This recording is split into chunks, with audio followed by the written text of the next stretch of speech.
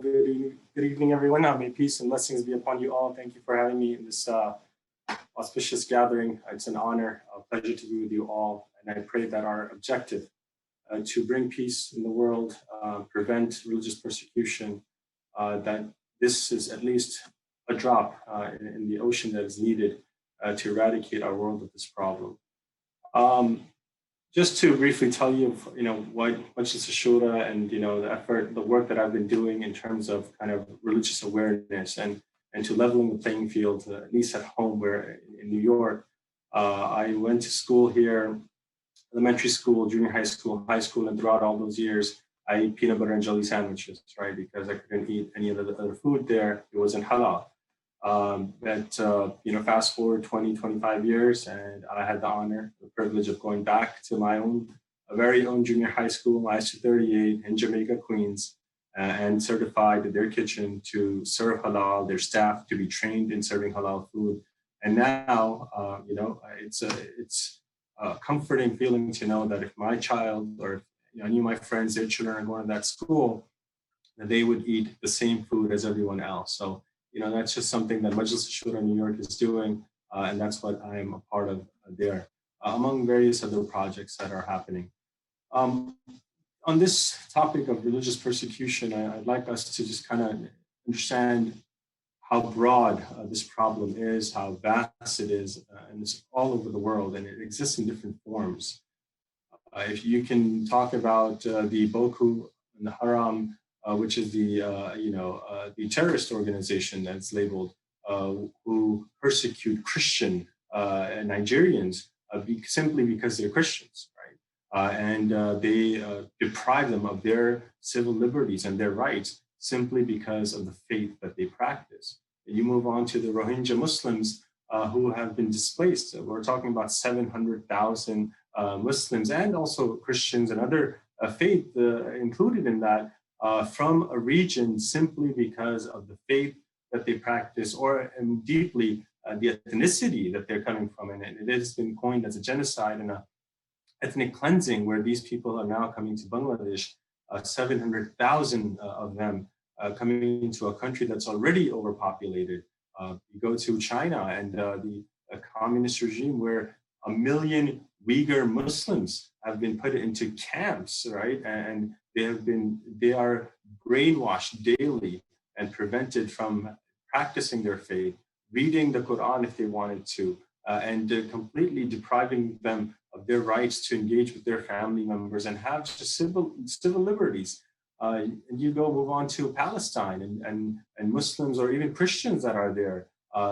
Gaza being looked at as the open air prison, largest open air prison in the world, and being deprived of medical, just simple medicine that they cannot get simply because they are Muslim or simply because they are not, Israeli or they're not Jewish. These are all issues that we are facing in different, either if it's from a Muslim to a non-Muslim or a Jewish to a non-Jewish, a Hindu. In India, you have the Hindutva movement, which is persecuting and targeting Muslims as well as Sikhs and other minorities. So this is a problem, a pandemic, just like the virus, the COVID virus, it's existing all over the world. And for me to talk about, and say, well, here's now halal food being served in public schools, it may seem like, oh, that's such a trivial issue. And how can that be a solution to a problem all over the world in terms of the religious persecution? And quite frankly, the answer is, yeah, it is trivial and it isn't a solution to the problem in the world. And for all of us to sit here and to talk about our great, accomplishments and how we are doing so many efforts and great efforts you guys are doing, and we are all trying to whatever capacity we can. And God bless you all for the efforts you're making and take more effort from us.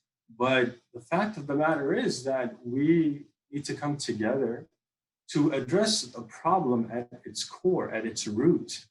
The American experience in regards to religious persecution is very different, at least in the present day and age, where it's better viewed in terms of racial persecution.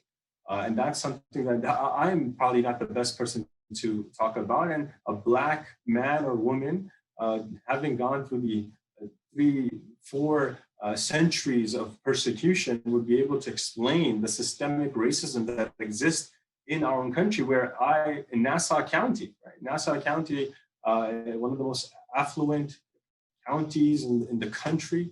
I think our police department is paid the second highest paid salary of the police department in the country. And we have all sorts of luxuries here, but yet it is the most segregated community, the most segregated county in the country. And you will find hubs and pockets of Black and Hispanic communities. And 1 or 2 blocks away, you will find $1 million homes, $2-3 million homes. And in 1 or 2 blocks down, where the Black community, Hispanic community is, you will find the ghettos. And this type of systemic racism, this is just an example for us to understand.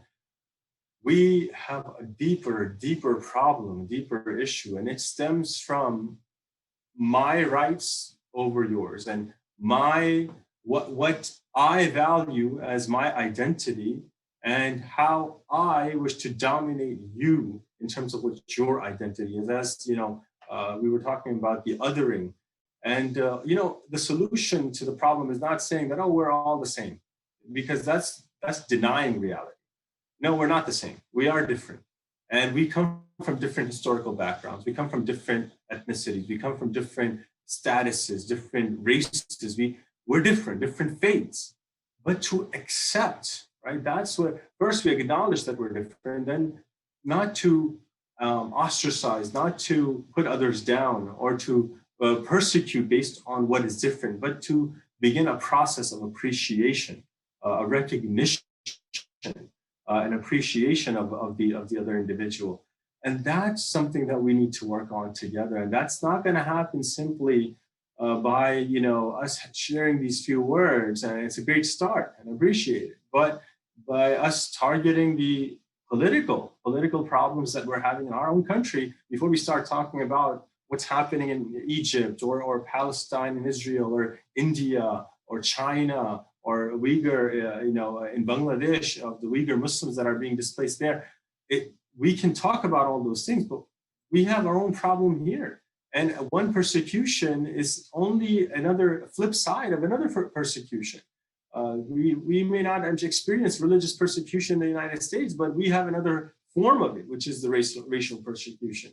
So what are we doing in order to eradicate that? How are we going to remove these difficulties for our own Black brothers and sisters? And the reason why I say that, because that is the problem that's been existing in our country for centuries. And if we aren't able to solve that or are able to address that head on, then what problem am I going to talk about every time that, you see some kind of a mass shooting and you'll see a Muslim being shown, without any investigation, without any interrogation, terrorists being called a Muslim, whereas people are not realizing that in the United States, over 300 mass shootings take place in the United States alone.